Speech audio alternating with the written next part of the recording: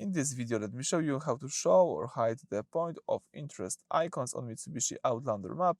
So let me show you how to adjust the point of interest in this car. So at the very beginning, let's start by using the home screen. Let's choose here the settings button, and from all settings, select here the navigation. Afterwards, choose here the map settings, and from the following list, select here point of interest icons. So here, this is the submenu that allows you to filter which specific business categories display their custom icons on the map screen.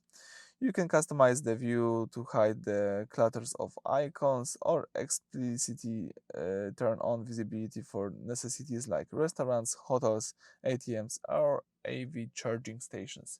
So you can decide which of them are necessary for you. For example, in my case, I like to have also here shopping. I don't need post office, and let me here also disable the fast food, but I would like to have the electric vehicle station.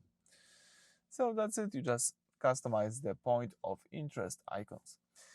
So thank you for watching, please subscribe to our channel and leave thumbs up.